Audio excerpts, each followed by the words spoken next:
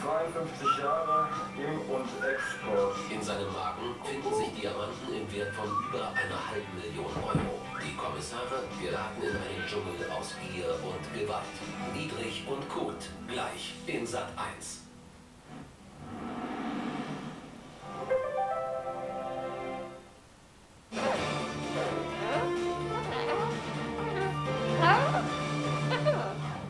Gibt es da noch was an der Aussage zu korrigieren? Nein. Vielleicht auch in einem anderen Szenen. Ich belese es, muss weiter die Wahrheit sagen. Niemand belastet.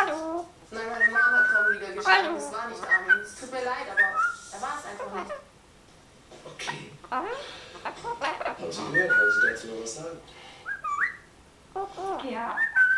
Ja, ich weiß nicht. Aber ich wusste mir einfach nicht mehr zu helfen. Ich wusste nicht mehr, was ich tun sollte. Und ja, ich war's.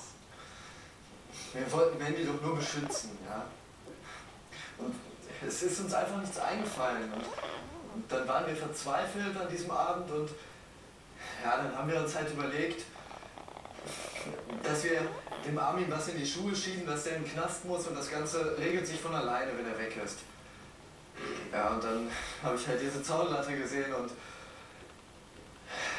habe Sandy halt gebeten, mich damit zu schlagen und dann hat sie sich nicht richtig getraut und mich festgeschlagen und dann habe ich gesagt, komm, mach es richtig und dann ist es halt passiert, wie es passiert ist. Was?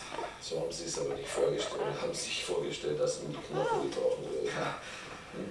Ja. Ja. Aber, Naja.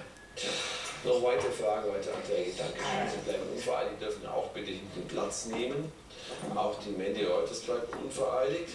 Dann haben wir noch zwei Bundeszentralregisterauszüge, die sind bei beiden ohne Eintrag, sind beide nicht vorbestimmt. Ja.